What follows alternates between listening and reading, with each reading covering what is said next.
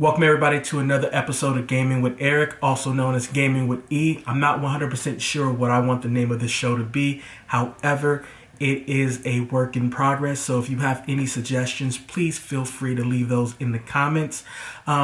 This episode is going to be about some of my favorite indie games that I like on the Nintendo Switch. After my last video, David Sanchez posted into the comments and we were having a conversation. And he wanted to know what were some of my favorite indie games on the Nintendo Switch. So I figured that would be a very good video to make at this point. Now, before we get into some of my favorite games, the first thing I want to let you guys know that I will give the prices for these games. Some of these prices are kind of high and not the price that I paid for the game when I purchased the game. However, the tip that I can give you is that what you should do is log into your Nintendo account if you have the Nintendo Switch, and then add this to your wish list. Once you add the game to your wish list, what happens is that Nintendo will email you and let you know when that particular game will go on sale. And that can save you a boatload of money when it comes to purchasing some of these games. The first game that I would like to talk about comes in at a whopping $14.99. The name of that game is called Ape Out. Ape Out is a game where you play as an ape or a gorilla who's breaking out of a testing facility after, I guess, something happens. It's a lot of chaos. It's a lot of fun. And at the end of the day, it's that you're going around, you're destroying guards, you're smashing them against walls, you're holding the guards and using them as body shields as the guards try to shoot you, and you're trying to work your way through the maze. This is one of the more enjoyable games that I have purchased on my Nintendo Switch.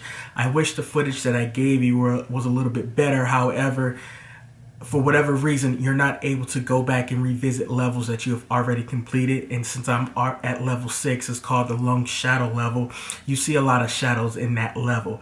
You don't get to see the bright colorfulness of the game and also the gore and the violence. So if this game sounds like something that you may be interested in, I highly suggest that you go look at the game trailer that's available on any YouTube platform and see if this is a game for you. The next game on the list is Grindstone. It's a puzzle-based gore battle fest. It's very hard to describe exactly what this game is, but the game is, in a nutshell, you're trying to move up the mountain by solving puzzles where you're matching colors of monsters and creatures that they go against each other. When you match a certain amount of numbers, like if you match 10 over 10, what happens is you create a grindstone. Once you get that grindstone, then you can create what is called chains, where you can change the battleness of the goriness of destroying the monsters and going up in the level. As you move up the mountain, what happens is that you get more monsters who require a hit count, like a 12 move count, before you can destroy them, which makes the game a little bit more challenging. I have enjoyed this game. I played it a lot, but the person who has enjoyed the game a lot more is my wife, Shantae. But coming in at $19.99, I believe I paid $12.99 for this game, so it goes on sale all the time. I think it's a great time killer. Like, if you just want to kill some time, that's where this game excels at. Just get in, get out. It's clean, it's dirty. They have daily challenges, and I think you could really have a great time with this game, and I couldn't recommend Grindstone enough. The next game on my list is a game about chaos also, and apparently I guess the running theme about all the indie games that I like so far have been chaos.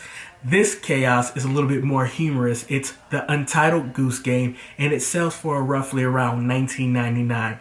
The premise of the game is that you're a goose and you need to cause the patrons of this town as much trouble as you can. You get a list of the things that you need to do to cause trouble, like take keys, get the person wet, make them rebuy something that they already bought. It has slight puzzle elements to the game. However, it's very clever how you accomplish the things, because there's multiple ways to do the same task. And honestly, this is another game that I see as, hey, you're standing in line someplace, or you got like 20 minutes to kill before maybe your next show comes on. This game comes in handy right there, because it's a time sink. You will sit down and play for 10 minutes. Next thing you know, you're playing for an hour. So Untitled Goose Game, another great game that you can pick up from an indie developer. Going back to gore and craziness, This is another game that I highly recommend. It's probably the very first game that I played on my Nintendo Switch, and that is Guns, Gore, and Cannoli Part 2. You play as Cannoli, and it's like a side-scrolling action game, quite similar to Contra. Contra was one of my favorite games that I played with my brothers as we were growing up, and this is what Guns, Gore, and Cannoli Part 2 really is. It's ridiculous, it's campy, I love the art style, it's just a boatload of fun, and it's like a classic beat 'em up, but not a beat 'em up in sense, because you have to use some of the more zany weapons, and it's the storyline.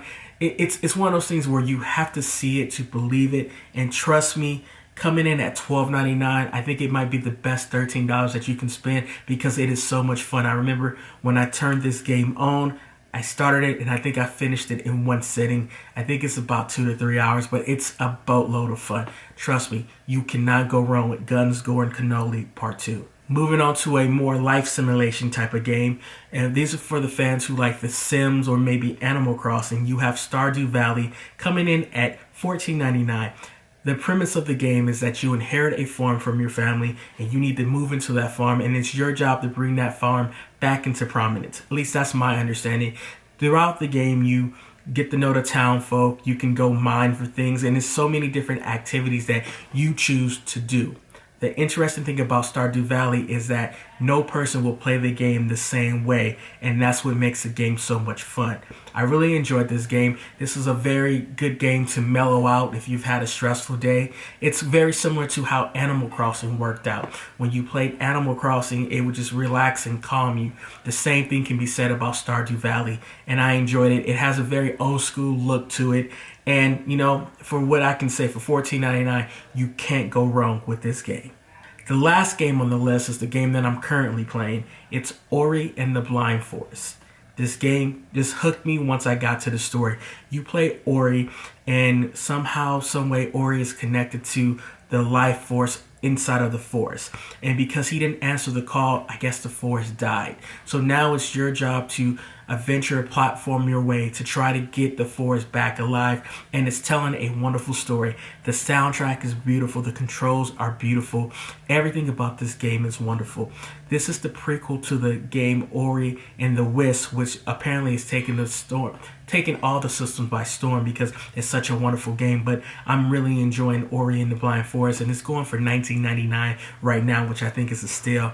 Hopefully I can finish this game within the next couple of weeks, but I think it's one of the more enjoyable games that I have picked up on the Switch that doesn't really involve as much goriness as like Apes Out, Guns, Gore, and you know, all the other games that I play.